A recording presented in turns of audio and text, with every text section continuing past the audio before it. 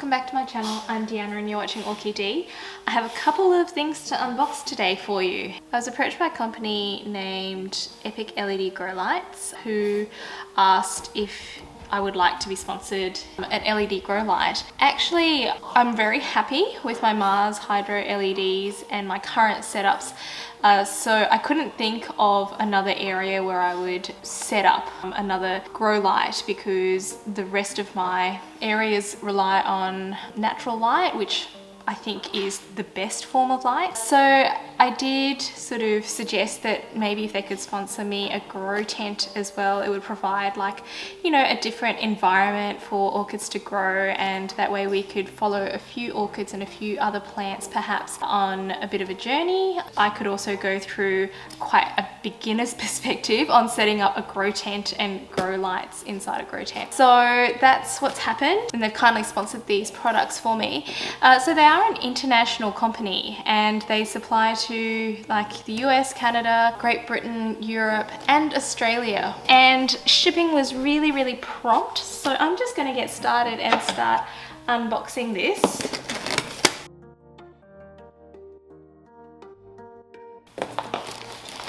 This is the grow tent.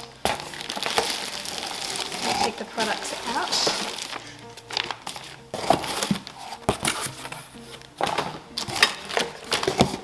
So we've got all the rods and angles and stuff here. So I'm going to put this to one side.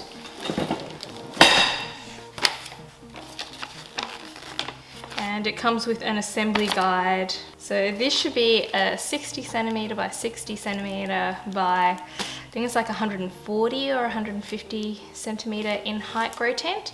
But we will come back to this and I'm going to unbox the grow lights. Alright, so I've got some Spider Farmer instructional stuff.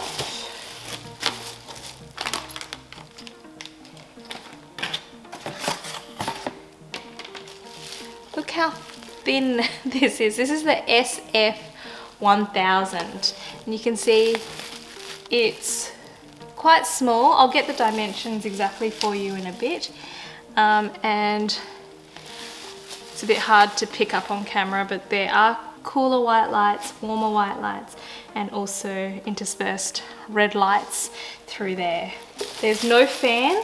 There's one of these cables and I have no idea what they're for, but if I look here, it may be to daisy chain these lights, but I don't know anything about that. We've got some cable ties here as well.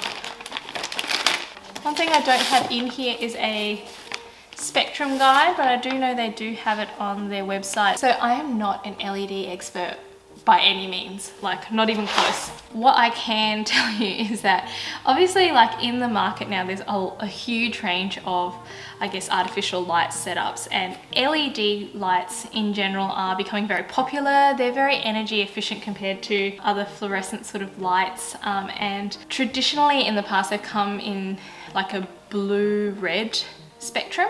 So, you know, we sort of call them the blopal lights because it's this blue-purple sort of tinge, but basically they utilize mostly the blue and red spectrums of light because they were thought to be the ones that were most absorbed by plants. Because foliage is green, it reflects all the green and it doesn't utilize that. But I think as time has gone on and more studies have sort of been conducted, we know that natural light is really good because plants actually do utilize a full spectrum of light. So the blue light and the red light have their functions, but plants do actually utilize green light as well. And from what I've read, I think the blue and red light actually doesn't penetrate the whole leaf very effectively, whereas green light does transmit through a lot more easily. And when we think about like the kind of plants that we're growing indoors, a lot of them are under canopy plants. They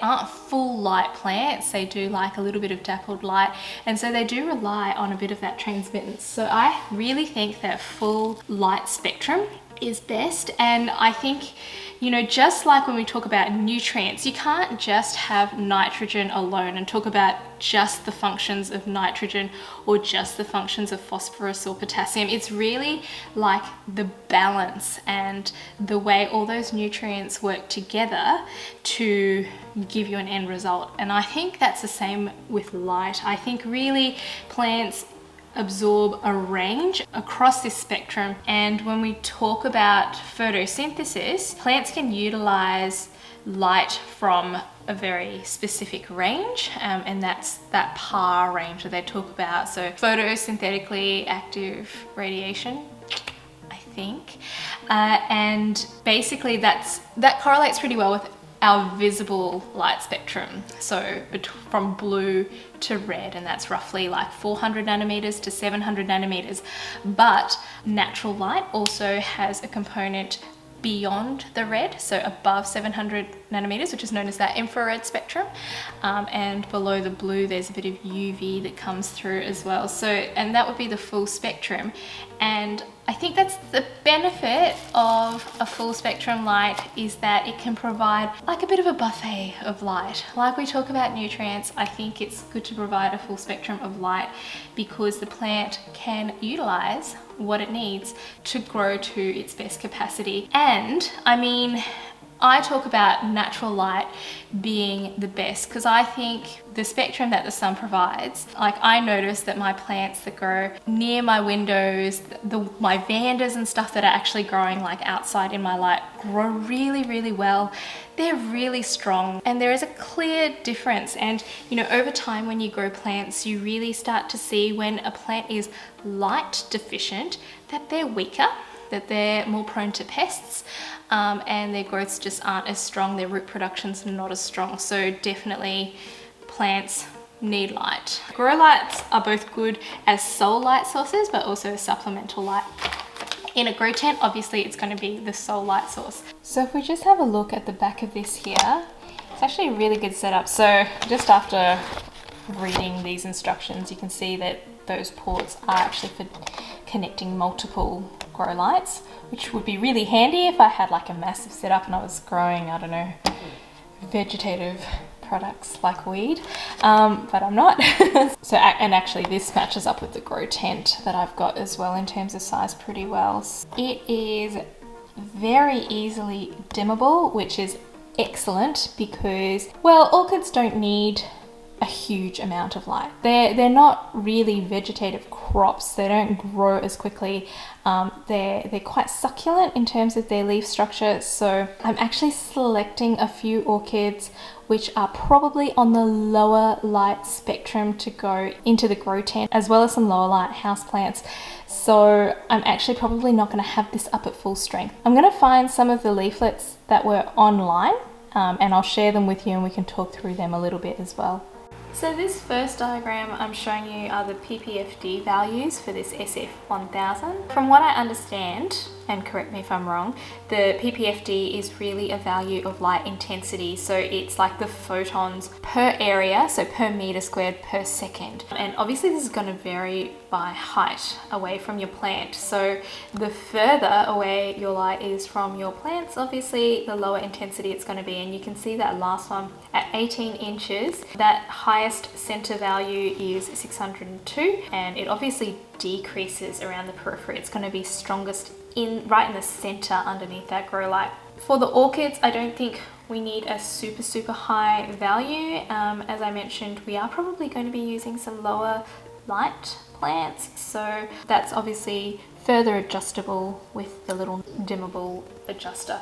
It does also give some using tips as to what sort of percentage you should use at different stages of growth. We're not using it for the same purposes, we're using it for orchids, so I guess we're going to just have to play around a little bit, but my guess is that we are aiming on the more gentle side of things, and as with most things, it's always safest to start on lower settings and work your way up. That will also help you to sort of acclimatize your plants to a bit more light as well over time. And having a look at a couple of the other charts. So here's a chart with the spectrum. So I'm pretty sure there's 4 different bulbs on this, and that's what that's referring to down here. So the 660 to 665 nanometers is going to be your red light, 760 is your infrared, and then the other 2 I think are going to be your white full spectrum lights. The ones around the 6000 range are going to be your cooler, bluer lights and a bit more tending towards like daylight, whereas your 3000 Kelvin are going to be more your warmer lights. And just for your benefit, guys, I've just turned it on. This is at its lowest setting. It's extremely bright at the highest setting. I'll turn it up for a second, but I'm just going to shut my eyes because it's so bright. The camera will probably adjust itself. So that's at its brightest, and then that's at its lightest. Anyway, you can see the combination of warm and cool lights there, and then you've got your red lights and your infrared, I think. So besides being adjustable, I can obviously touch these lights at the moment. They're super cool. It's got a protective waterproof film on it. I can feel, even though it's thin, that it's super sturdy, and it is completely silent. It's not making any noise at all. It doesn't have a fan. We will have to test run it for a little bit to see how much warmth it actually emits over time. And definitely in a grow tent, that's going to be amplified a little bit. Even if it does produce a little bit of heat, that's going to be trapped in the grow tent for a little bit. So I'm actually planning to run these lights at night. It's going to be a little bit more energy efficient. Talking about energy efficiency, I think this is running at 100 watts as well. So it is actually extremely energy efficient for what it is. So I just had to turn that light off, but I'm going to go ahead and set this grow tent and grow light up, and it's probably going to take me a bit because it's my first time and I don't really even know where I'm going to set this up yet. I'm going to see if everything fits in the fowl grow room on the other side of the piano, but I also bought like a little USB fan and stuff, so I'm just going to play around a little bit and see, I guess, the best setup for it, and we'll come back and have a look. Alright guys, well, I've got it pretty much set up now.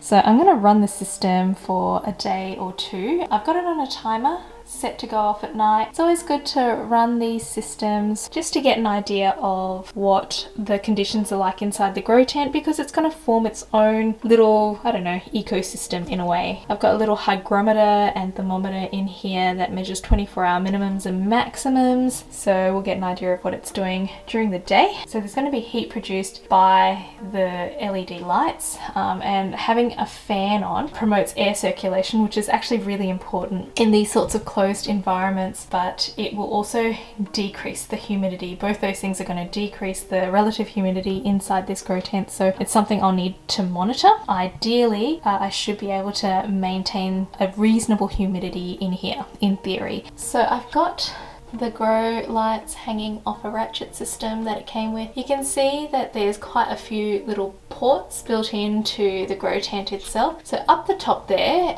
there is an exhaust vent. I don't have an exhaust fan because I didn't see the value in it. They're really loud, and to be honest, like, you know, it's really for professional crop growers and things like that, I feel. I'm hoping in terms of air circulation, this will be enough, along with keeping those 2 ports up there open. I'm not sure if you can see them at the moment with the light on. As well as that, there are actual vents that you can open up down the bottom as well, which I'm keeping closed for the moment, and we'll see how it goes. One thing I will say about these grow tents is I'm not sure if there is such a product available, but I haven't seen one. But I just don't see any reason why there couldn't be like a custom shelf that these companies make to put inside these grow tents, because I understand that the main reason a lot of people are using them are for vegetative crops, I guess. So they're going to place them down the bottom and these crops are going to grow up. But for someone like me, or someone who might just have, like, you know, smaller plants, smaller house plants, I find this a little bit of a waste of vertical space. It's not that easy finding custom shelving. You know, ideally I'd have either a tiered shelf or even 2 shelves like I do for the phals. You know, like there's enough light being transmitted to that second shelf even though I've got stuff on the top shelf. That would be very useful because at the moment all I can do is put plants on that ground level. I feel like, you know, I could definitely use a shelf there to put more plants in and utilize the space better. So that would be the only thing I'll say right now, and I'm going to continue looking for something like that. Alright guys, well I'm going to let the system run as I said for a couple of days and check in on it, make sure the timer's working okay, check in on the temperature and humidity. I'll see if I need to iron out any kinks. I can already see a fungus gnat in here, so I think it would make sense for me to actually shut those vents and maybe open up one of these ventilation vents because they're actually meshed. Alright, well I'll catch up with you guys again soon. Alright everyone, well it's 2 days later and I've put the first of the plants in here. You can see that I've utilized this whole floor space, but there's a lot more space that I could potentially utilize. So that's going to be probably one of the things that's going to change over the next month or two with this. The other thing is this monitor was meant to be a 24-hour monitor, but you can see how close the gap is with the minimum and maximum temperatures and humidity. So I know for a fact that when I came down here this morning the temperature was reading 16 degrees Celsius and the humidity was 60%. So I don't know what's up with that because that was only 12 hours ago. Anyway, we'll quickly run through a couple of the plants that are in here. I am hoping that this space will be different to what I can offer outside. So I'm trying to figure out ways that I can use this grow tent as a place that's a little bit more protected and a little bit more humid, where I can recover plants, you know, protect them a little bit more from the fluctuations in humidity and temperature in my other grow areas. It may be that I do need to adjust the humidity in here a bit more, but what I'm hoping is that by having plants grouped together a little bit, especially after waterings, that in itself is going to keep a little bit more humidity in this space.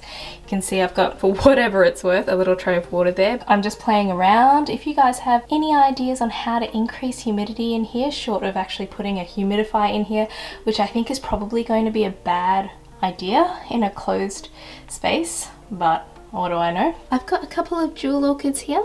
So I've got one of the Sanderianas and one of the Macotes Petolas in here. I do have 2 Schillerianas, so I've got one in here. I've got one of my baby Bellinas here. I've got a Philodendron gloriosum here. I actually got a larger plant and it was growing in a really awkward fashion and I couldn't pot it. So it ended up getting chopped up into quite a few pieces. So there's 3 mature pieces and the one with the main mass of roots is actually starting to grow a new little shoot now, but 2 of them aren't really doing very much. So one of them has been popped in here. Back here we've got the Ludicea discolor that really suffered in the male and hasn't really done anything at all for me since I got it. So let's see if it helps being in here. And back here I've got a Phalaenopsis ludomaniana keiki. So I've got 2 of them that I received from Bailey.